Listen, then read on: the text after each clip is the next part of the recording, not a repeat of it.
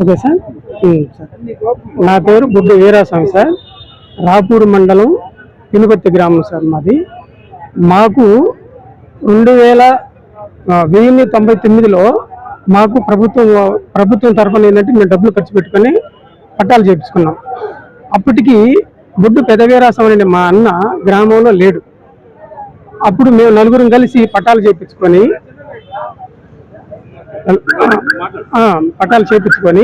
మేము సాగు చేసుకుంటా ఉన్నప్పుడు 2009వ సంవత్సరంలో పాస్బుక్లకి అప్లై చేసాం ఎంఆర్ఓ గారికి. పాస్బుక్లు ఎంఆర్ఓ చేస్తే ఎంఆర్ఓ పాస్బుక్లు కూడా చేశారు. మేము సాగుబడి చేసుకుంటూ 2020లో నిమ్మ చెట్లు వేసుకున్నాం. ఇప్పుడు 4 సంవత్సరాల చెట్లు అయితే అక్టోబర్ 26వ తారీఖున అంతుపల్లి గ్రామస్తుడు పొదలకూరు మండలం బుడ్డు పెద్ద వీరాస్వామి అనే వ్యక్తి వచ్చి నా భూమిని ఆక్రమించి 190 నిమ్మ చెట్లు కాశీ చెట్లను నిర్దాక్షిణంగా నరికేసేసి వాళ్ళ కొడుకు ఏఆర్ కానిస్టేబుల్ బుడ్డు చంద్రశేఖరు, వాళ్ళ కొడుకు రాజా, వాళ్ళ భార్య, వీళ్ళంతా కుటుంబ సభ్యులు మొత్తం కలిసి వాళ్ళ కోడలు వచ్చి వరలక్ష్మి, ఈమె 1 టౌన్ పోలీస్ స్టేషన్లో కానిస్టేబుల్గా పనిచేస్తూ ఉంది.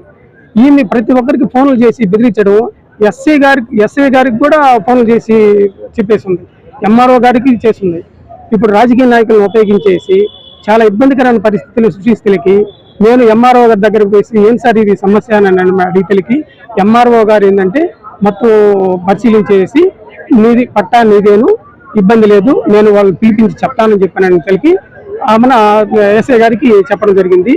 ఎస్ఐ గారు ఏంటంటే నేను ఎంఆర్ఓ రాస్తున్నాను, ఎంఆర్ఓ ఏదైతే డిక్లేర్ చేస్తారో అదే ఫైనల్ చేయాలి, నేను అది రెవెన్యూకి సంబంధించింది కాబట్టి అని చెప్పనేసరికి అట్లే ఆయన కూడా ఏంటంటే ఎంఆర్ఓ గారికి పంపించేసిన తర్వాత ఆయన మా గ్రామంలో విఆర్ఓ ద్వారా ఎంక్వైరీ చేయించేసి పట్టాలు ఎవరికి ఇచ్చారు, ఎవరు సాగుబడిలో ఉంది, ఎవరు ఆధీనంలో పొలం ఉంది, నిమ్మ చెట్లు ఎవరు వేశారు, ఫినిషింగ్ ఎవరు వేశారు, ఇవన్నీ మొత్తం అన్ని విఆర్ఓ ద్వారా ఎంక్వైరీ చేయించుకొని నా దగ్గర ఉండే ఎవిడెన్స్ మొత్తం పరిశీలన చేసి నా ఒరిజినల్స్ మొత్తం అంతా పరిశీలన చేసి పొలం నీదే అని చెప్పని డిక్లేరు నవంబరు 18వ తారీఖున 2024 డిక్లేర్ చేశారు.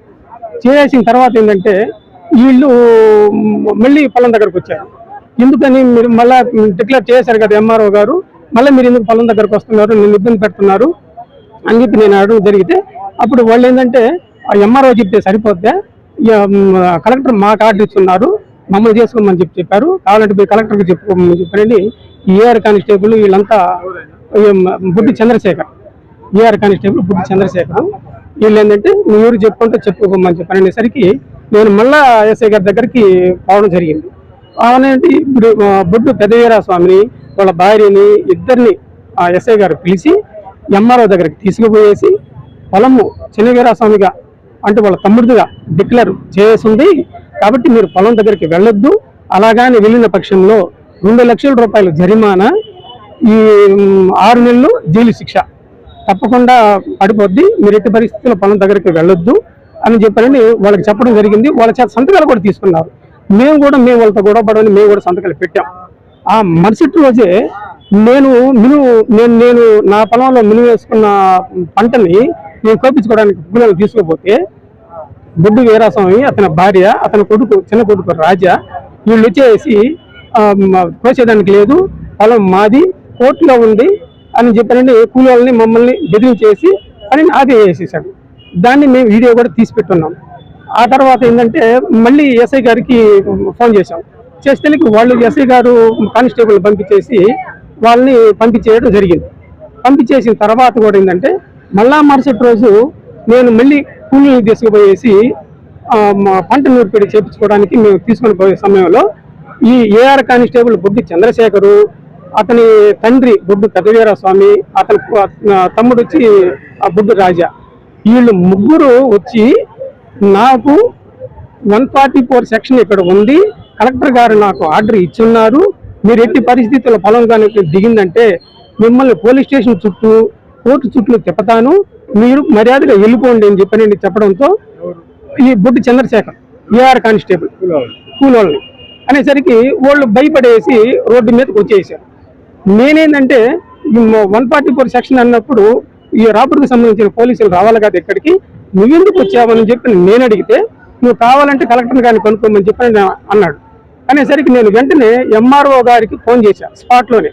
ఏం సార్ ఇట్లా ఈ విధంగా ఏఆర్ కానిస్టేబుల్ అని అతను వచ్చేసి 144 సెక్షన్ ఉందంటే ఇక్కడ అతను కలెక్టర్ దగ్గర నుంచి ఆర్డర్ ఇచ్చాడండి. ఏం సార్ ఇదంటే, అలాంటిది ఏమి లేదు, నువ్వు కలెక్టర్ గారు ఏదన్నా ఆర్డర్ ఇచ్చినా కూడా నాకు ఇస్తారు, అది అబద్ధము, నీ పని నువ్వు చేసుకోమని చెప్పని అనేసరికి నేనేంటంటే ఇది తప్పు, ఎంఆర్ఓ గారిని ఇప్పుడే నేను అడిగాను, నా పని నేను చేసుకుని చెప్పగలికి అతను బలవంతంగా ఇంకా మీరు కానీ వచ్చేసిందంటే మీరు ఏమైనా చేస్తామని చెప్పని బెదిరించేసాడు. ఇంకా చేసేది లేక నేను ఎస్ఐ గారికి మళ్ళీ ఫోన్ చేశాను. ఫోన్ చేసేసరికి పరిస్థితులు బాగలేవు, మేము అక్కడికి వచ్చి ఏ విధమైన చర్య తీసుకునే పరిస్థితులు కూడా కనబడట్లేదు, మమ్మల్ని ఇబ్బంది పెడుతున్నారు రాజకీయ నాయకుల ద్వారా.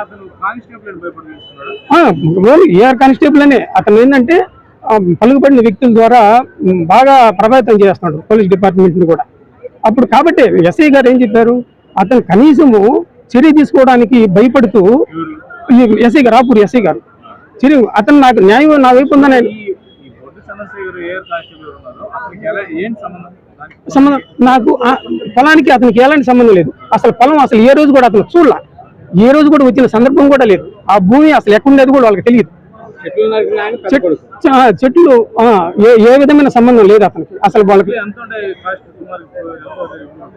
190 నిమ్మ చెట్లు, కాసే చెట్లు కాపుకొచ్చిండే మొత్తం 20 లక్షల రూపాయలు నష్టం చేశారు సార్. కేసు కట్టలేదు.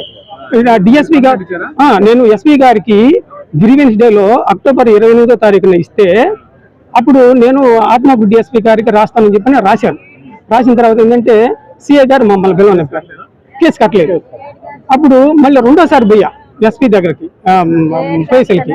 వాళ్ళు ఏం చెప్పారంటే ఎస్పీ గారు ఈ డిఎస్పీ గారి ద్వారా ఫోన్ చేపించేసి, మీరు 190 నిమ్మ చెట్లు నరికేస్తే మీరు ఏం చేస్తున్నారు, మీరు అసలు విచారణ చేశారా, ముందు పొలం సంగతి రెవెన్యూ వాళ్ళు చూసుకుంటారు, ఈ నిమ్మ చెట్లు కొట్టిన వ్యక్తిపై ఎందుకు మీరు చర్య తీసుకోలేదు, ఎఫ్ఐఆర్ని ఎందుకు నమోదు చేయలేదని చెప్పని రాపూర్ సిఐ గారిని వచ్చి చేశారు. ఫోన్లోనే స్పాట్లోనే నా ముందునే చేశారు.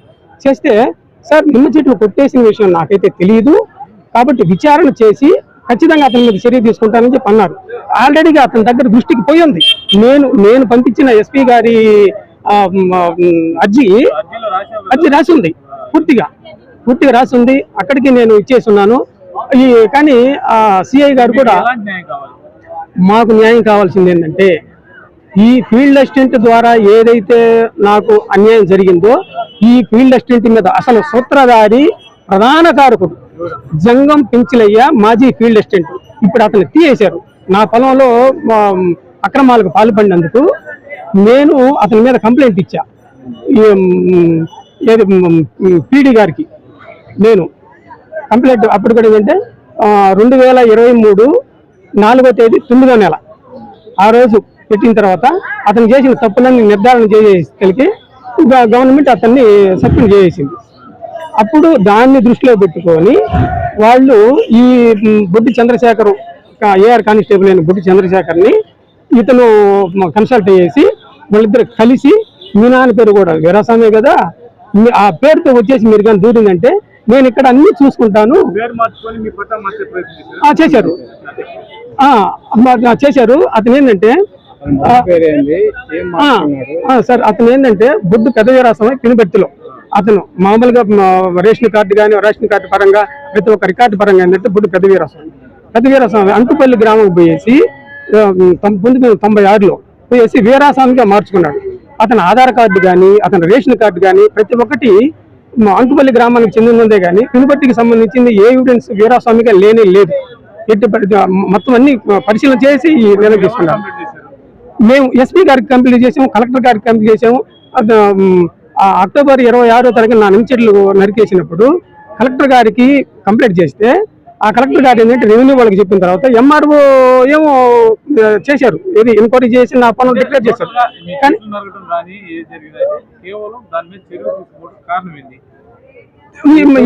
ఏఆర్ కానిస్టేబుల్ చంద్రశేఖరు బాగా రాజకీయ పలుకుబడి ఉంది, డిపార్ట్మెంట్ పలుకుబడి ఉంది కాబట్టి ఎట్టి పరిస్థితుల్లో వాళ్ళ నాన్న మీద కేసు కట్టనీయకుండా ఈ భూమిని ఇట్నే ఆక్రమణలో ఉంచుకుందాం అనే ధైర్యంతో అదే చేస్తున్నారే తప్ప ఇంకొకటి కాదు సార్. వీళ్ళిద్దరూ ఒకటి అయిపోయి ఉన్నారు సార్.